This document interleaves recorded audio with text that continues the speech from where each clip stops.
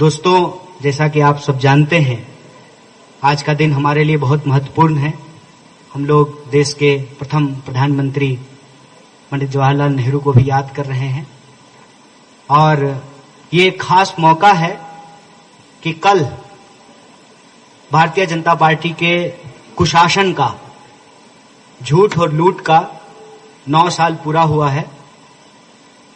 इस 9 साल के पूरे होने पर भारतीय राष्ट्रीय कांग्रेस ने भारतीय जनता पार्टी से 9 साल 9 सवाल किए हैं और ये सवाल किसी राजनीति से प्रेरित नहीं है, ये सवाल किसी दुर्भावना से प्रेरित नहीं है। ये सवाल उन्हीं बातों से निकल करके आया है जिन बातों की चर्चा प्रधानमंत्री तब किया करते थे जब वो गुजरात के मुख्यमंत्री हुआ करते थे।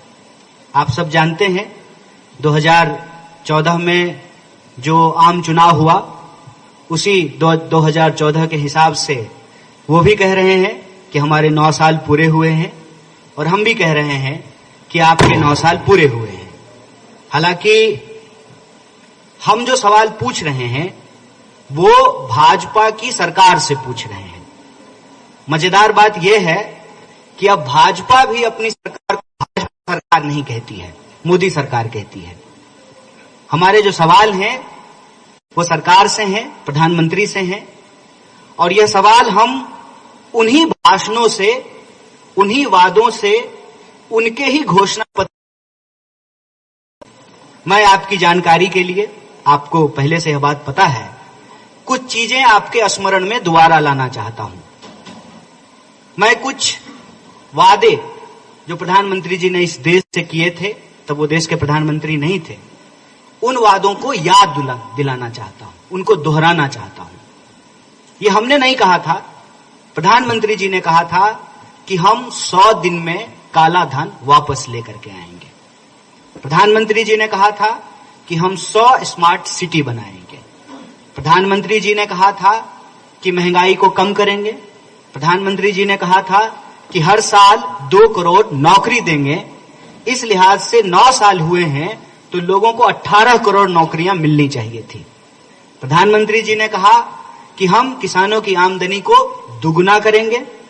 प्रधानमंत्री जी ने कहा कि 2022 तक, ये 2023 है, इस देश में सभी लोगों के पास अपना खुद का पक्का मकान होगा।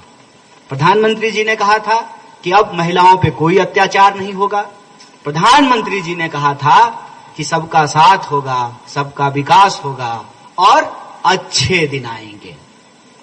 मैं तो कहता हूं अच्छे दिन भले ना आए हों, लेकिन यह जो झूठे दिन और झूठे सपने दिखाए गए थे, अब उसके 1 साल ही बचे हैं। मैं 9 साल को इस रूप में भी देख रहा हूं कि अब उसके 1 साल ही बचे हैं। यह जो झूठ, लूट, नफरत, हिंसा, समाज का धर्म और जाति के नाम पे बंटवारा, इसके अब 1 साल ही बचे हैं। लेकिन इस 9 साल में सरकार ने इस देश के लिए क्या किया है, उन सवालों को पूछना जरूरी है। और यह सवाल हमारी पार्टी के लिए नहीं है, यह सवाल कांग्रेस के लिए नहीं है, यह सवाल देश के लिए है, देश के लोगों के लिए है। तो जो सबसे पहला सवाल है वो सवाल है इस देश की अर्थव्यवस्था को लेकर के। प्रधानमंत्री जी के जो तमाम दावे थे अर्थव्यवस्था से जुड़ी हुई, उसमें से एक भी चीज पूरा नहीं हुआ है। अगर मैं गलत बोल रहा हूं तो आपको पूरा अधिकार है इस पर प्रश्न करने का। बताइए, देश में 100 स्मार्ट सिटी बना है क्या? बताइए कि 100 दिन में काला धन वापस आया है क्या? जो नोट वो खुद ही लेकर के आए थे, खुद ही उसको बंद कर दिए। उन्होंने कहा था कि सारे भ्रष्टाचारियों को जेल में डालेंगे, लेकिन उसकी स्थिति क्या है कि भ्रष्टाचारी जब तक भाजपा में नहीं है तब तक तो उस पर कार्रवाई होती है। ज्यों ही वो बीजेपी में शामिल हो जाता है, वो धुल करके साफ हो जाता है भाजपा के वॉशिंग मशीन में। उस पर कोई कार्रवाई नहीं होती है। ईडी उसका पता भूल जाता है, सीबीआई उसका घर जाना बंद कर देता है, पुलिस उससे पूछताछ करना बंद कर देती है। यह जो एक मॉडल बनाया गया है, मॉडल से आज हम किस तरह की आर्थिक परिस्थितियों को जूझ रहे हैं।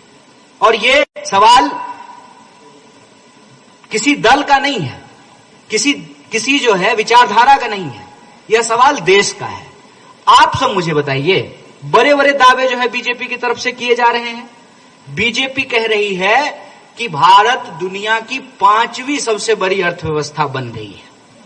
ठीक है, अगर भारत दुनिया की 5वीं सबसे बड़ी अर्थव्यवस्था बन गई है तो भारत के लोग 140 करोड़ लोग खुशहाल हो गए होंगे। तो मैं आपसे मोटा मोटा चीज पूछ रहा हूं और आपको बता भी रहा हूं, जो इस पुस्तिका में भी लिखा गया है। क्या देश में महंगाई कम हो गई है? क्या महंगाई घटी है? क्या देश के बेरोजगारों को रोजगार मिल रहा है? क्या इस देश की कंपनियां बंद नहीं हो रही हैं? क्या इस देश के सार्वजनिक संपत्तियों को, देश की संपत्ति को अपने दोस्त को नहीं बेचा जा रहा है? क्या इस देश में किसान आत्महत्या नहीं कर रहे हैं? क्या इस देश के किसान 1 साल तक सरकार द्वारा लाए गए कृषि कानूनों के खिलाफ दिल्ली की सीमा पे आंदोलन नहीं करते रहे? क्या प्रधानमंत्री स्वयं आकर के यह नहीं बताए कि हम किसानों को समझाने में नाकामयाब हो गए? क्या प्रधानमंत्री स्वयं जो कानून लेकर के आए थे उस कानून को वापस नहीं लिए? जो वादा किया गया था उनमें से कितने वादों को आज पूरा किया जा रहा है? आप यह जान लीजिए कि किसानों की आत्महत्या करने की दर लगातार बढ़ रही है। अगर देश में खुशहाली आई है तो किसान खुश होगा, अगर देश में खुशहाली आई है तो जवान खुश होगा, अगर देश में खुशहाली आई है तो देश की महिलाएं खुश होंगी, देश के उद्योगपति खुश होंगे, देश के छोटे व्यापारी खुश होंगे।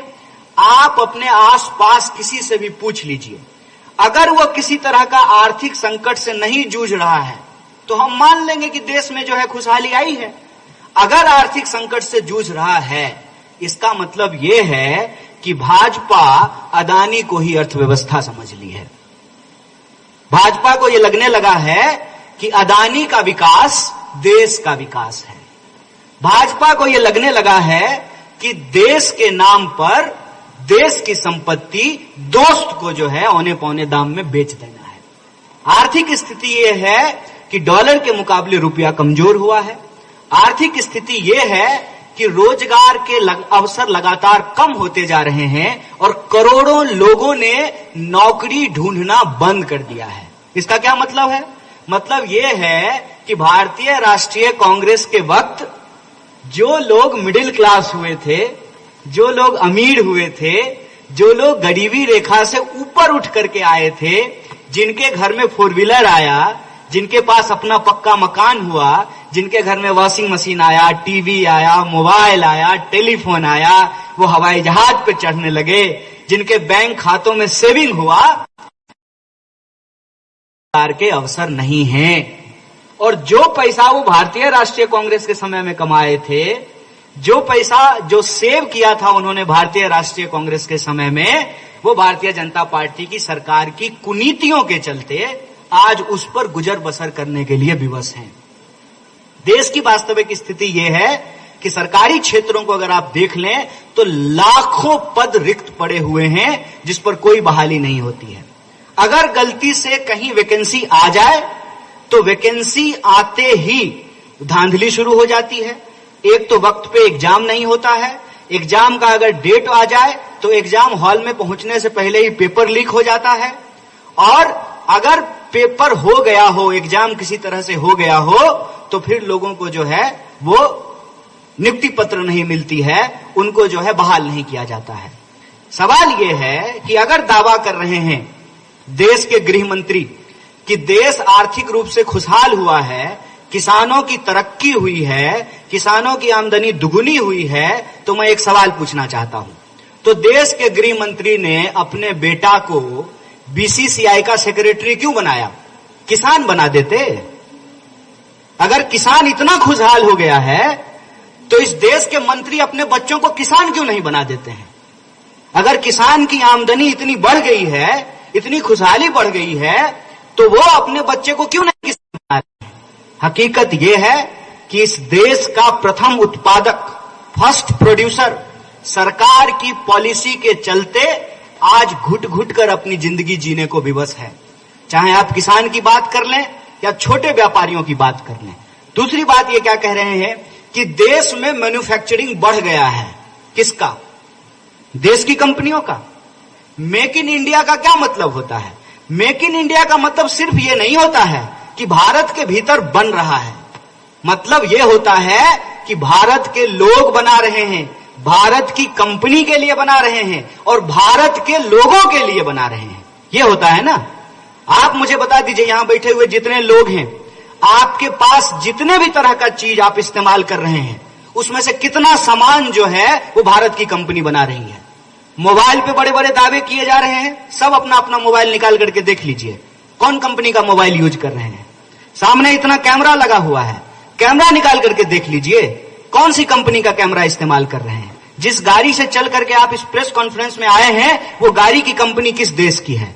हमारे देश की स्थिति ये है कि हमारी तमाम जरूरत की चीजें जो पहले भारत की कंपनी भारत के लोगों द्वारा भारत के लोगों के लिए बनाया जाता था, आज ये स्थिति पूरी तरह से पलट दी गई है। इसीलिए अर्थव्यवस्था के मामले में यह सरकार पूरी तरह से फेल हुई है। खुद सरकार का दावा है कि हम 80 करोड़ लोगों को 5 किलो अनाज दे रहे हैं। इसका मतलब 80 करोड़ जो लोग हैं वो 5 करोड़ अनाज लेने की स्थिति में हैं। और जब वो 80 करोड़ लोगों को अनाज देते हैं तो कहते हैं कि मास्टर स्ट्रोक है। और जब भारतीय राष्ट्रीय कांग्रेस ओल्ड पेंशन स्कीम को लागू करने की बात करती है, महिलाओं को बस में फ्री पास देने की बात करती है, 10 लाख का इंश्योरेंस देने की बात करती है, तो कहते हैं कि रेवरी पॉलिटिक्स हो रहा है। आप मुझे बताइए कि पार्लियामेंट 20,000 करोड़ का बनाना ये देश के पैसे की बर्बादी नहीं है। बच्चों के लिए स्कूल बनाना, अस्पताल बनाना और सड़क बनाना देश के पैसे की बर्बादी कैसे है? अगर प्रधानमंत्री के लिए 8,500 करोड़ का हवाई जहाज खरीदा जा सकता है, तो हमारे आपके बच्चों के इलाज के लिए अस्पताल में भी इक्विपमेंट खरीदे जा सकते हैं, सुपर स्पेशलिटी हॉस्पिटल बनाया जा सकता है। आर्थिक स्तर पर यह सरकार पूरे तरीके से फेल रही है। लोगों की आमदनी नहीं बढ़ी है और ये प्रति व्यक्ति आय बढ़ने का जो आंकड़ा है उसका हकीकत ये है कि दोस्त की संपत्ति बढ़ गई है और ये लोग दोस्त को ही देश समझ लिए हैं, इसीलिए दोस्त के आंकड़े को देश का आंकड़ा बता रहे हैं। हकीकत ये है कि इस देश में गरीबी रेखा से नीचे रहने वाले लोगों की संख्या बढ़ी है। 45 साल में बेरोजगारी अपने सबसे उच्चतम स्तर पे पहुंच गया है। महंगाई लगभग दोगुनी हो गई है। यूपीए की जब सरकार थी 450 रुपए में सिलेंडर मिलता था, अब 1200 रुपए में सिलेंडर मिल रहा है। महंगाई बढ़ी है, बेकारी बढ़ी है, लोगों की आमदनी घटी है और देश की संपत्ति को लूट करके अपने दोस्त के खजाने में पहुंचाया जा रहा है। एक सवाल बार बार विपक्ष ने पूछा है कि अदानी की सेल कंपनी में 20,000 करोड़ रुपया किसका है? इस सवाल का जवाब सरकार क्यों नहीं देती है? ये तमाम तरह की बातें कर रहे हैं, सब कुछ बोल रहे हैं। क्या कह रहे हैं कि अरे मोदी जी तो अब देश के नहीं विश्व के नेता बन गए हैं। वो कहावत आपने सुना है ना, घर में नहीं दाने आम्मा चली भुनाने। पहले देश का तो नेता बन जाइए, पहले देश के लोगों को जो वादा किया था उन वादों को तो पूरा कर दीजिए। और ये हमने नहीं किया था, आपने किया था, अपने ही मुंह से किया था और हम उम्मीद करते हैं कि होशो हवास में किया होगा। आप जब भाषण देते हैं तो होश में ही भाषण देते होंगे। अगर आपने होशो हवास में अपना बयान दिया है, अपने घोषणा पत्र में ये लिखा है, अगर हमने अपने घोषणा पत्र में लिखा है कि हम ओल्ड पेंशन स्कीम लागू करेंगे और अगर हम नहीं लागू करेंगे तो आप हमसे सवाल नहीं पूछेंगे? हमसे सवाल पूछेंगे ना, लेकिन उनसे सवाल कैसे पूछेंगे? 9 साल नो प्रेस कॉन्फ्रेंस, कहां सवाल पूछेंगे? वो अपने फेवरेट जर्नलिस्ट को नहीं, एक्टर को इंटरव्यू देते हैं और के बताते हैं कि आम कैसे खाते हैं। अरे आप आम कैसे भी खाते हो, आप ये बताइए कि हम खाना कैसे खाएं? आप क्या पहनते हैं, कितने घंटे सोते हैं, इससे हमको क्या लेना देना है? आप ये बताइए कि 45 साल में देश में सबसे ज्यादा बेरोजगारी कैसे हो गई? आप ये बताइए कि महंगाई लगभग दोगुनी कैसे हो गई है। आज इन्फ्लेशन रेट का डेटा दिखा रहे थे भाजपा के एक मंत्री साहब। एक तो उनको देख करके हमको हंसी आती है, क्योंकि उनकी पूरी सरकार इस विधा पे चल रही है, त्वमेव माता पिता त्वमेव बंधु सखा त्वमेव। मतलब प्रधानमंत्री सिर्फ प्रधानमंत्री नहीं है, वो प्रधानमंत्री भी हैं, राष्ट्रपति भी हैं, लोकसभा अध्यक्ष भी हैं, विदेश मंत्री भी हैं, रेल मंत्री भी हैं, वित्त मंत्री भी हैं, और कभी कभी तो जो है ओलंपिक से मेडल लेकर के आए हुए खिलाड़ियों का मेडल लेकर के खुद खिलाड़ी भी बन जाते हैं।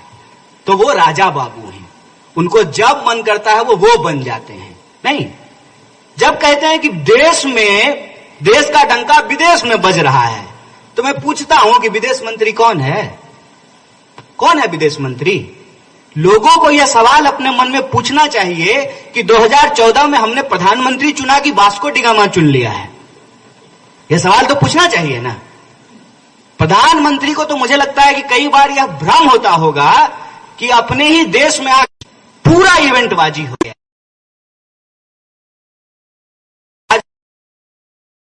आप लोग जलते हैं, किससे जलते हैं? ऐसी जिंदगी अकेले फुटबॉल देखना पड़े? नहीं चाहिए, बिल्कुल नहीं जलते हैं। ऐसा जीवन बिल्कुल भी नहीं चाहिए। हम सिर्फ इस देश के जिम्मेदार विपक्ष होने के नाते जो आपने बताया था, जो आपके द्वारा कही गई बातें थी, उसी से जुड़ा हुआ कुछ सवाल पूछ रहे हैं। हमने नहीं कहा था, आपने ही कहा था। आपने कहा था कि 100 स्मार्ट सिटी बनाएंगे, आपने कहा था 100 दिन में काला धन लेके आएंगे, आपने कहा था कि हर साल 2 करोड़ नौकरी देंगे, तो 18 करोड़ नौकरी होना चाहिए 9 साल में। आपने कहा था किसानों की आमदनी दुगनी कर देंगे, आपने कहा था महंगाई कम कर देंगे, आपने कहा था कि महिलाओं के ऊपर अत्याचार कम हो जाएगा, आपने कहा था कि इस देश के भीतर जो भी रहने वाले लोग हैं सबको साथ लेकर के चलेंगे और अच्छा दिन आएगा। ये तमाम वादे आपके द्वारा किए गए थे, और आज आप अपने अचीवमेंट के रूप में जो चीजें गिना रहे हैं उसमें एक भी यह बात नहीं कही जा रही है। स्वयं प्रधानमंत्री ने इन बातों को बोलना बंद कर दिया है। आपने देखा होगा कर्नाटक के चुनाव में भाजपा ने रोजी रोटी, कपड़ा, मकान, शिक्षा, स्वास्थ्य, सड़क, बिजली, पानी पे चुनाव नहीं लड़ा। आपने हिमाचल का चुनाव देखा होगा, भाजपा में रोजी रोटी, कपड़ा, मकान पे चुनाव नहीं लड़ा। और आज आप कहीं भी बीजेपी के लोगों से बात करके देख लीजिए, आप जो ही रोजी रोटी की बात करेंगे, जो ही आप रोजगार की बात करेंगे, जो ही आप महंगाई की बात करेंगे, तो जानते हैं क्या कहेंगे? तो महंगाई कम करना प्रधानमंत्री का काम है, रोजगार देना प्रधानमंत्री का काम है। तो रोजगार देना प्रधानमंत्री का काम नहीं है तो बिजली के खंभे का उद्घाटन करना भी प्रधानमंत्री का काम नहीं है, वो काम विद्युत मंत्री का है। रेल का उद्घाटन करना रेल मंत्री का काम है, विदेश जाना विदेश मंत्री का काम है, वित्त पे कानून बनाना वित्त मंत्री का काम है, और कानून पे, व्यवस्था पे बात करना कानून मंत्री का काम है। आपने देखा होगा, अगर हम गिन करके एक एक करके आपसे सवाल पूछें और आपको जो है आपके समक्ष उन सवालों को रखें, तो किसी भी क्षेत्र में प्रधानमंत्री के द्वारा, भाजपा सरकार के द्वारा कही गई एक भी बात पूरी नहीं हुई है। अर्थव्यवस्था की बात हमने आपको बताई, कृषि और किसान की बात हमने आपको बताई, भ्रष्टाचार और मित्रवाद की बात हमने आपको बताई। यह कैसे संभव है भाई साहब कि देश जब गरीब हो रहा है, देश की 80% लोगों की आमदनी जब कम हो रही है, तो 1-2 लोगों की आमदनी दिन दुगुनी रात चौगुनी कैसे बढ़ रही है? उसका कारण यह है कि ये किसानों से खाद पे जीएसटी लेना चाहते हैं, लेकिन अपने दोस्त ने को जो एयरपोर्ट दे दिया है उस पर उनको जीएसटी में माफी दे देते हैं। कहते हैं ना, सैया भय कोतवाल तो अब डर काहे का। जब दोस्त ही देश का प्रधानमंत्री हो और उसके विमान पे जब ये विचरण करते हो, तो प्रधानमंत्री जब है दोस्त तो हर किसी कोई चीज उसी को मिलेगा, और अगर दोस्त नहीं है तो बताइए, देश को बताइए नाता नहीं है, तेरा मेरा नाता क्या, कोई नाता नहीं है। 20,000 करोड़ रुपया उसकी सेल कंपनियों में कैसे है बताइए, सारा ठेका और टेंडर उसको कैसे मिल जाता है ये बताइए। परिवारवाद पे बोलेंगे लेकिन मित्रवाद पे नहीं बोलेंगे, और परिवारवाद पे भी बेईमानी के साथ बोलेंगे। जब कांग्रेस पार्टी की बात आएगी तो परिवारवाद पे बोलेंगे। ज्योतिरादित्य सिंधिया जब तक कांग्रेस में थे परिवारवादी थे, जो ही भाजपा में गए हैं परिवारवाद समाप्त हो गया है। कांग्रेस के किसी नेता के बच्चे को अगर टिकट दिया जाएगा तो भाजपा को उसमें परिवारवाद दिखता है, लेकिन देश के रक्षा मंत्री के बेटा को जब टिकट दिया जाता है उसमें परिवारवाद नहीं दिखता है। अनुराग ठाकुर को जब नेता बनाया गया है, मंत्री बनाया गया है, सांसद बनाया गया है, तब परिवारवाद नहीं दिखता है। कर्नाटक के मुख्यमंत्री में परिवारवाद नहीं दिखता है। तो ये जो बेईमानी है कि अमित शाह के बेटा में परिवारवाद नहीं है और कांग्रेस में परिवारवाद है, दरअसल सच्चाई ये है कि परिवारवाद के नाम पे ये मित्रवाद की बेईमानी को छुपाना चाहते हैं। अगर आप राष्ट्रीय सुरक्षा की बात करें, और ये मैं नहीं बोल रहा हूं, अगर मैं बोलता तो कह देते करे रे ये लोग तो जो है देश के खिलाफ कुछ भी बोलते रहते हैं। भाजपा के राज्यपाल सत्यपाल मलिक कांग्रेस में नहीं थे। सत्यपाल मलिक को बीजेपी ने राज्यपाल बनाया और वो तब राज्यपाल थे जब पुलवामा की घटना हुई, और उन्होंने साफ साफ ये कहा कि हम सरकार से मांग करते रहे कि सीआरपीएफ के जवानों को हवाई मार्ग से, हेलीकॉप्टर से पहुंचाया जाए। इस बात को नजरअंदाज किया गया और सत्यपाल मलिक ने कहा कि जानबूझ करके जो है यह हमला होने दिया गया ताकि शब्द नहीं है, ये देश के पूर्व राज्यपाल जो भाजपा में थे उनके शब्द हैं। अगर आप सामाजिक सद्भाव की बात कर लेंगे तो एक तो कहेंगे सबका साथ सबका विकास, लेकिन जो ही चुनाव आएगा त्यों ही शमशान और कब्रिस्तान करना शुरू कर देते हैं। बोलिए करते हैं कि नहीं करते हैं? साल भर बोलेंगे सबका साथ सबका विकास, जो ही चुनाव आएगा, मैं हैदराबाद में बैठ करके यह बात बोल रहा हूं और आप लोग तो रोज इसको देखते होंगे कि साल भर बोलेंगे सबका साथ सबका विकास, जो ही चुनाव आएगा अली और बजरंगबली करना शुरू कर देंगे, शमशान और कब्रिस्तान करना शुरू कर देंगे। तो ये सामाजिक सद्भाव को बिगाड़ते हैं। इस देश को बनाने में इस देश के सभी लोगों का खून शामिल है, सबने अपना खून पसीना दिया है। साझी शहादत, साझी विरासत का ये देश है। अगर इस देश में अशफाकुल्लाह खान है तो राम प्रसाद बिस्मिल भी हैं, इस बात को हमको नहीं भूलना चाहिए, जिनकी शहादत से हमको आजादी मिली है। अगर महात्मा गांधी हैं तो मौलाना अबुल कलाम आजाद भी हैं, इस बात को हमको नहीं भूलना चाहिए। यही हमारी ताकत है। आप इंडियन क्रिकेट टीम को देख लीजिए, अगर कोई प्लेयर अपने धर्म के आधार पर ठीक से ना खेले, खेलना बंद कर दे तो जो है मैच जीतेंगे। कल ही आईपीएल हुआ है और जैसा वहां बैठ करके मैच देख रहा था, कम से कम आंख से देखी हुई चीज को भी कोई सीख लेता। अगर सामी बढ़िया बॉलिंग नहीं करता तो गुजरात टाइटंस जीतती क्या? ये किसी भी देश की हकीकत होती है। हाथ है आपका दोनों, आपका एक हाथ खराब हो जाएगा तो आपके शरीर को कष्ट होगा कि नहीं? ये सामाजिक सद्भाव को बिगाड़ते हैं। अगर आप सामाजिक न्याय की बात करेंगे तो उसकी हकीकत आप देख लीजिए क्या है। प्रधानमंत्री चुनाव के वक्त अचानक से ओबीसी हो जाते हैं, अपने भाषण में जाकर के बोलना शुरू कर देते हैं कि मैं ओबीसी समाज से हूं। हे गुरुजी, अगर आप ओबीसी समाज से हैं तो जाति जनगणना क्यों नहीं करवा रहे हैं? जो जाति जनगणना हुई थी 2011 में, आप उसके रिपोर्ट को क्यों नहीं प्रकाशित कर रहे हैं?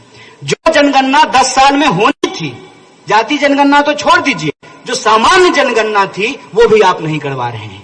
और जब आप ही कहते हैं कि डिजिटल इंडिया हो गया है, सब कुछ आसान हो गया है, पेमेंट आसान हो गया है, तो काउंटिंग आसान नहीं हो गया है। अब कैलकुलेटर अलग से लेके थोड़ी घूमना पड़ता है, मोबाइल में कैलकुलेटर है घड़ी की तरह। जब सब कुछ टेक्नोलॉजी ने आसान कर दिया है तो आप जाति का जनगणना क्यों नहीं करवा रहे हैं? सामाजिक न्याय का मतलब होता है हर क्षेत्र में समाज में रहने वाले जितने लोग हैं उतने लोगों को अनुपात के आधार पे उनके प्रतिनिधित्व को सुनिश्चित करना। अगर आप लोकतांत्रिक संस्थाओं की बात करेंगे तो मैंने आपको पहले ही कह दिया, तुम्हें माता तुम्हें पिता, इसी आधार पे जो यह सरकार चल रही है कि मतलब हम ही हम हैं। और कल तो मुझे इस बात को देख करके इतनी चिंता भी हुई और हंसी भी आया। प्रधानमंत्री जी ने देश से अपील किया, माय पार्लियामेंट माय प्राइड। यहां भी ये माय को आवर नहीं बना पाए। मेरी संसद मेरा अभिमान, अरे इतना ही कह देते, हमारी संसद जागो तीन तैसी। जो व्यक्तिवादी विचारधारा के शिकार हैं, जिनको एक व्यक्ति में ही सब कुछ दिखाई देता है, वो कभी भी मैं से ऊपर उठ करके हम की बात नहीं कर सकते हैं। कह देते ना, हमारी संसद हमारा अभिमान। वहां उन्होंने कहा मेरी संसद मेरा अभिमान। लग रहा है बपौती है देश इनका। 140 करोड़ लोगों का इस देश में कोई भूमिका नहीं है। तो ये इस देश की लोकतांत्रिक संस्थाओं को कमजोर कर रहे हैं, लोकतांत्रिक परंपराओं को कमजोर कर रहे हैं। आप अटल बिहारी वाजपेयी का वो अटल बिहारी वाजपेयी ने कहा कि जब मैं बीमार था तो मुझे प्रतिनिधि मंडल का सदस्य बना करके यूएन का अमेरिका भेज करके हमारा इलाज श्री राजीव गांधी जी ने कराया था। यह है इस देश की लोकतांत्रिक परंपरा। विपक्ष के बिना कौन सा लोकतंत्र जिंदा रहेगा? क्या आप विपक्ष के बिना किसी लोकतंत्र की कल्पना कर सकते हैं? लेकिन ये रोज विपक्ष को जलील करते हैं, रोज विपक्ष को जो है ये खत्म करने का नाद करते हैं, खत्म करने का उद्घोष करते हैं। अगर विपक्ष खत्म हो जाएगा तो लोकतंत्र कैसे बचेगा? और सिर्फ मैं राजनीतिक संस्थाओं की बात नहीं कर रहा हूं, आप न्यायिक संस्थाओं को देख लीजिए। लगातार अभी तुरंत जो है उनको हटाया गया है, कानून मंत्री को, किरण रिजिजू साहब को। क्या बोल रहे थे इस देश की न्यायपालिका के बारे में, देश के जजों के बारे में? आए दिन जो है सरकार का न्यायपालिका के साथ टकराव होता है। इससे पहले आपने देखा है कि इस देश के सुप्रीम कोर्ट के जजों ने प्रेस कॉन्फ्रेंस करा, उसमें से जो है बाद में सांसद भी बन गए। क्या ये लोकतंत्र की संस्थाओं के ऊपर हमला है कि नहीं है? सब लोग हम लोग ध्यान से देखें। और यह सवाल बार बार पूछा गया है, करे भाई कोई जगह तो छोड़ दीजिए, एक व्यक्ति को ही लोकतंत्र ना समझ लीजिए।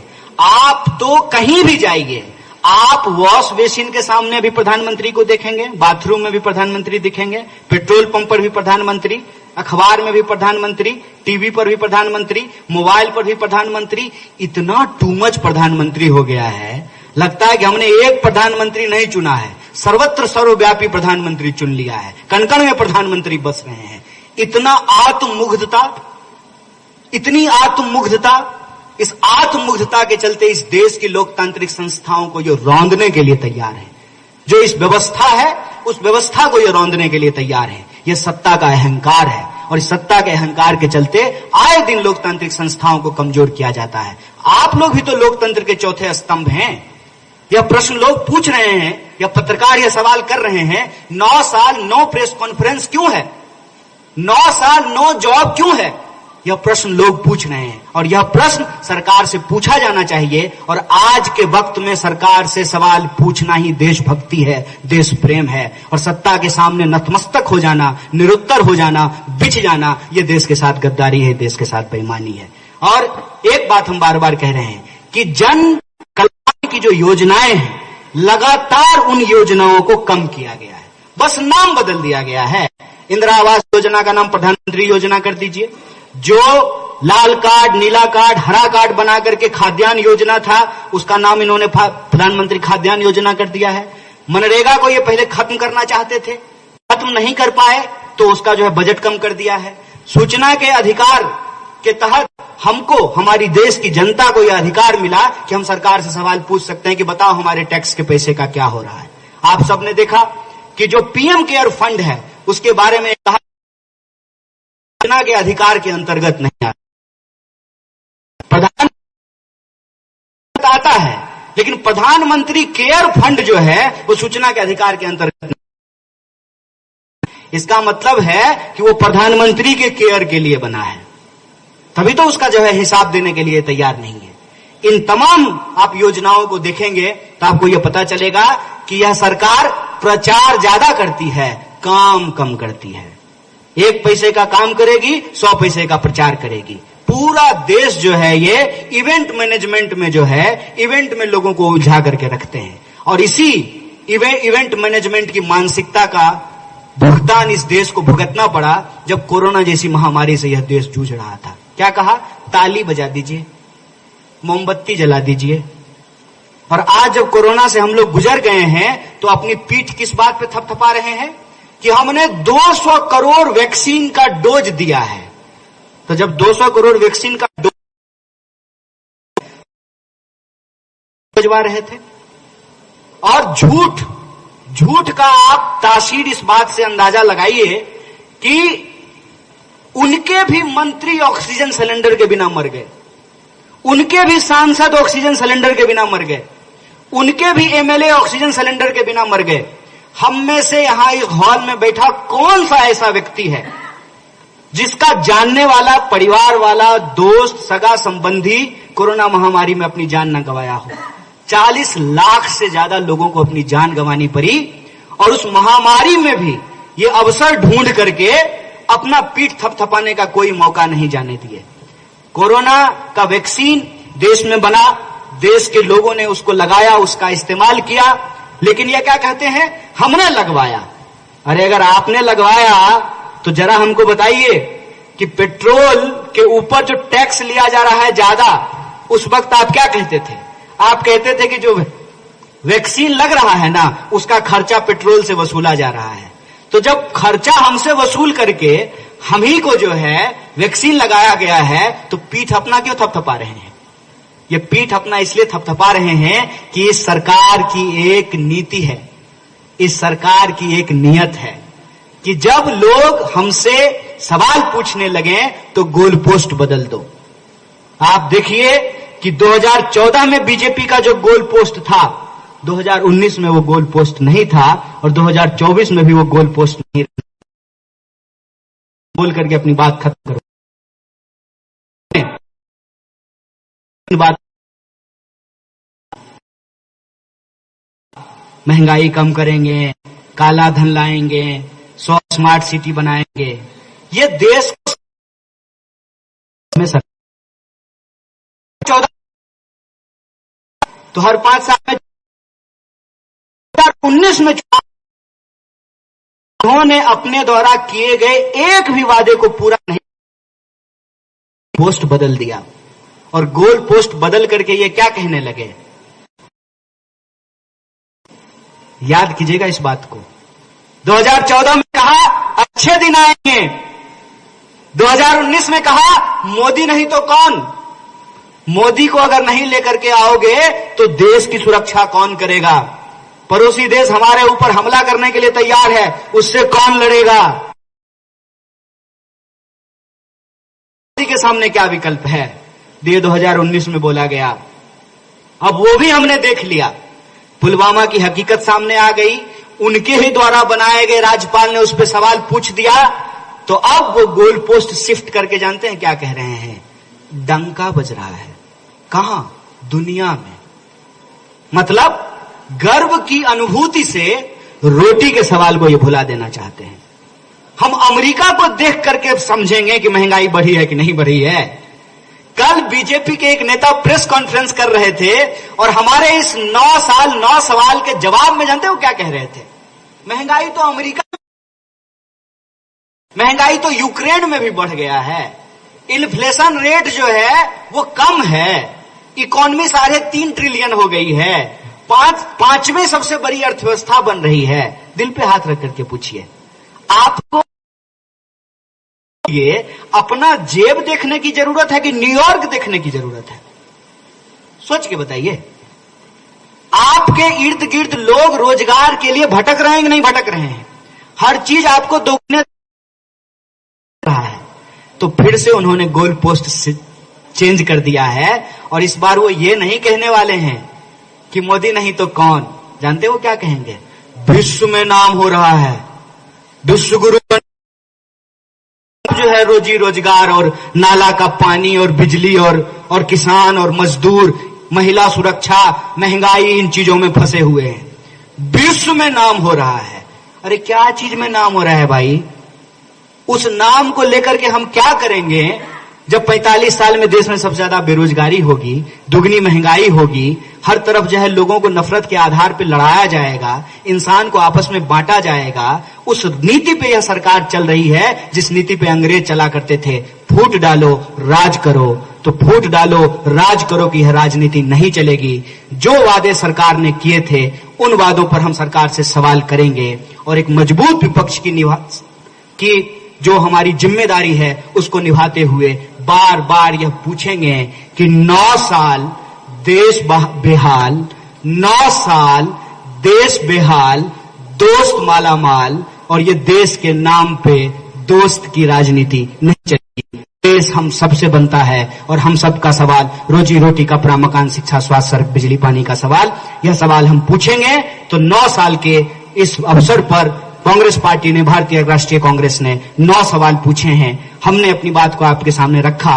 अब आपका बारी है कि आप हमसे सवाल पूछिए और हम भरसक इसका उत्तर देने का प्रयास करेंगे। बहुत बहुत शुक्रिया, बहुत धन्यवाद।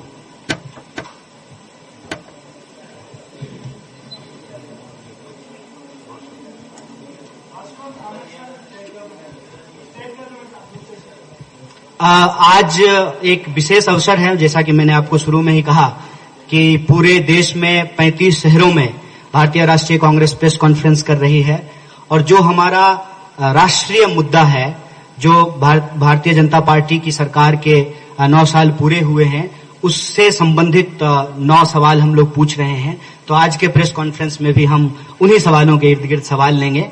स्टेट पॉलिटिक्स, स्टेट गवर्नमेंट और स्टेट का प्रॉब्लम, इस पे फिर कभी बात करेंगे। बहुत शुक्रिया।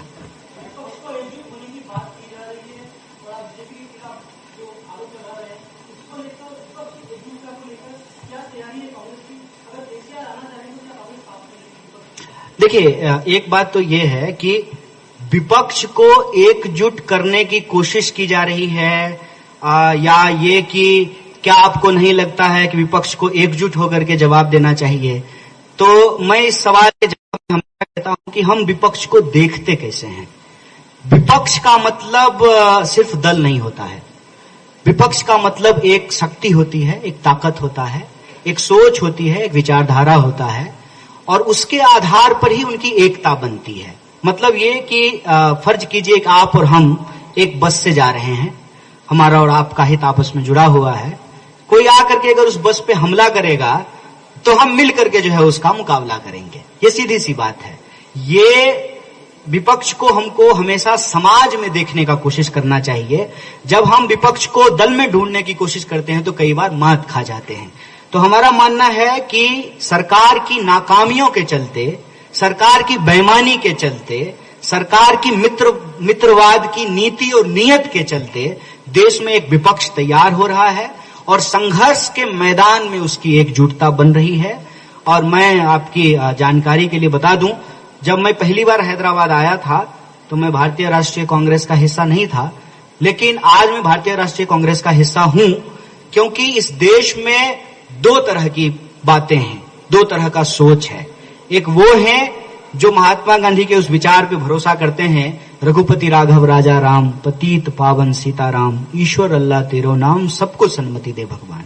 दूसरा सोच वो है जो आपकी पहचान, आपकी जाति, आपका पूजा पाठ, आपका जीवन जीने का तरीका, उसके आधार पे समाज को बांटने की कोशिश करता है।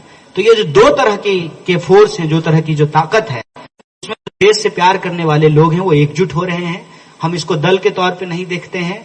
और आप हाल के दिनों में जो चुनाव हुए हैं, तो उन चुनावों को भी अगर आप ध्यान से देखेंगे तो आपको एक पैटर्न दिखाई देगा। सरकार के पक्ष में लोग होते हैं, सरकार के विरोध में लोग होते हैं, और सरकार के विरोध में जो सबसे बड़ी शक्ति होती है, उस शक्ति के साथ जो है लोग एकजुट होते हैं, उसके साथ उसके नेतृत्व को स्वीकारते हुए उसके कंधे से कंधे मिला करके वो राजनीतिक कर्म को आगे बढ़ाते हैं। और जब आप मौजूदा भारतीय राजनीति का राष्ट्रीय परिदृश्य को देखेंगे तो कोई ऐसी पार्टी नहीं है जो इस बात को नहीं स्वीकारी हो कि भारतीय राष्ट्रीय कांग्रेस के बिना कोई जो है मुकम्मल लड़ाई लड़ी जा सकती है। तो भारतीय राष्ट्रीय कांग्रेस के बिहाफ पे हम आपको ये कह सकते हैं कि हम सबके लिए खुले तौर पे देश के संवैधानिक मूल्यों की रक्षा के लिए जो हमारी प्रस्तावना में मूल बातें कही गई है, हम भारत के लोग भारत को एक प्रभुत्व संपन्न, समाजवादी, धर्मनिरपेक्ष, लोकतांत्रिक देश बनाने के जो मूल्य हैं, उन मूल्यों पर जो भी दल हमारे साथ जुड़ते हैं, हमारे साथ आकर के इस संघर्ष के मैदान में कदम से कदम मिला करके चलते हैं, हम उनके साथ खड़े हैं। जैसा कि मैंने आपको जिक्र किया कि हमारी पार्टी के द्वारा भारत जोड़ो यात्रा की गई, और उस भारत जोड़ो यात्रा के दौरान भी बहुत सारे दल के लोग उसमें आए, शामिल हुए। वो यात्रा सबकी यात्रा थी। उस यात्रा को भारतीय राष्ट्रीय कांग्रेस ने ऑर्गेनाइज जरूर किया था, लेकिन वो यात्रा सिर्फ कांग्रेस की नहीं, देश की यात्रा थी। तो इस भावना को हम लोग लेकर चलने वाले लोग हैं और हमारा इतिहास ये रहा है। उस बात को मैं यहाँ दोहराना चाहता हूँ कि जब पंडित जवाहरलाल नेहरू देश के पहले प्रधानमंत्री बने थे तो उनके कैबिनेट में श्यामा प्रसाद मुखर्जी भी थे और डॉक्टर बाबा साहब भीमराव अम्बेडकर भी थे। तो असल में सबको साथ लेकर चलने वाली पार्टी है भारतीय राष्ट्रीय कांग्रेस, और देश को बचाने के और देश के लोगों के जो मुद्दे हैं उन मुद्दों पर जो भी लोग साथ आएंगे हम उसका सहर्ष स्वागत करेंगे। नहीं, उससे पहले वही सवाल था, वो रुख मैंने पहले ही सवाल साफ कर दिया था। और कोई सवाल? सवाल कम पूछते हैं हैदराबाद में लोग। चलिए फिर, अच्छा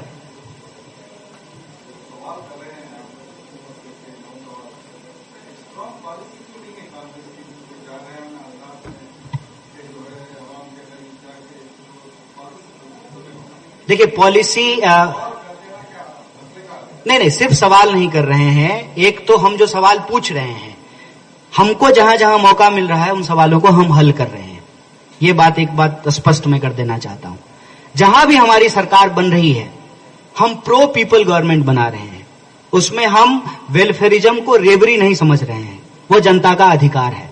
जनता के टैक्स के पैसे से अगर 20,000 करोड़ का पार्लियामेंट बन सकता है, 8,500 करोड़ का विमान खरीदा जा सकता है, तो जनता के उसी पैसे से लोगों के लिए सड़क बन सकती है, लोगों को ओल्ड पेंशन स्कीम के तहत जो है पेंशन दिया जा सकता है, महिलाओं को फ्री बस यात्रा दी जा सकती है, 300 यूनिट फ्री बिजली दिया जा सकता है, 500 रुपए में गैस सिलेंडर दिया जा सकता है। और इन वादों को हम लागू कर रहे हैं, चाहे वो हिमाचल की बात करें, छत्तीसगढ़ की बात करें, या फिर अभी तुरंत जो हम लोग कर्नाटक जीत करके आए हैं, पहले कैबिनेट में 5 गारंटी को लागू किया गया है।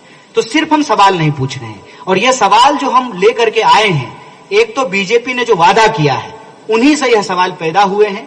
और जब भारत जोड़ो यात्रा के दौरान माननीय राहुल गांधी कन्याकुमारी से कश्मीर की तरफ चल रहे थे, तो जो लोग आकर के उनको बता रहे थे, महिलाएं आकर के अपनी समस्या बताई, किसान आकर के बताए, मजदूर आकर के बताए, छोटे व्यापारी आकर के बताए, कॉर्पोरेट सेक्टर में काम करने वाले, मीडिया कर्मी, आदिवासी, दलित, अल्पसंख्यक, ओबीसी, ईबीसी, तमाम तरह के लोग जो आए, गरीब अमीर, सबने उनको कहा। उन आधार को सुन करके, उन मुद्दों को सुन करके हम यह सवाल तैयार कर रहे हैं, और हम देश की जनता से कह रहे हैं कि भटकाने की राजनीति की, फूट डालो राज करो की नीति को हमको समझना पड़ेगा। नफरत आधारित राजनीति जो है उसको हमको समझना पड़ेगा, और प्रेम को साथ लेकर के, सद्भावना को साथ लेकर के, देश की एकता और अखंडता को सुनिश्चित रखते हुए देश के लोगों के जो वास्तविक मुद्दे हैं उन मुद्दों पे जो है हमको लोगों को गोलबंद भी करना पड़ेगा। और जहां हमको लोगों का आशीर्वाद मिलेगा, उनका वोट मिलेगा, वहां हम उन मुद्दों को लागू करके दिखाएंगे। और एक विपक्ष के तौर पे जहां सरकार हमारी नहीं है, तो वहां की सरकार से इन मुद्दों पर सवाल भी करते रहेंगे। जहां तक कैंपेन का सवाल है, भारत जोड़ो यात्रा कैंपेन समाप्त हुआ है, उसके समाप्त होते ही सभी राज्यों में हाथ से हाथ जोड़ो कैंपेन चल रहा है। मैं आपके बीच अभी उसी कैंपेन के बाद आ रहा हूं। इससे पहले मैं जिंद, हरियाणा में हाथ से हाथ जोड़ो कार्यक्रम चल रहा है। हर स्टेट में लोग डोर टू डोर कैंपेन कर रहे हैं, और हम कोशिश यही कर रहे हैं कि ये जो डिवाइड एंड रूल की पॉलिटिक्स है इसको समझा जाए, नफरत के आधार पे जो की जाने वाली राजनीति है, जो ध्रुवीकरण की राजनीति है, उसको समझा जाए। और जो महंगाई का सवाल है, बेकारी का सवाल है, गरीबी का सवाल है, किसान का सवाल है, मजदूर का सवाल है, इन मुद्दों पर ना सिर्फ जो है सवाल उठाया जाए, बल्कि जब हमको जनता का समर्थन मिलता है, आशीर्वाद मिलता है, हम सरकार में आते हैं, तो इन सवालों को हम दूर भी करें। शुक्रिया।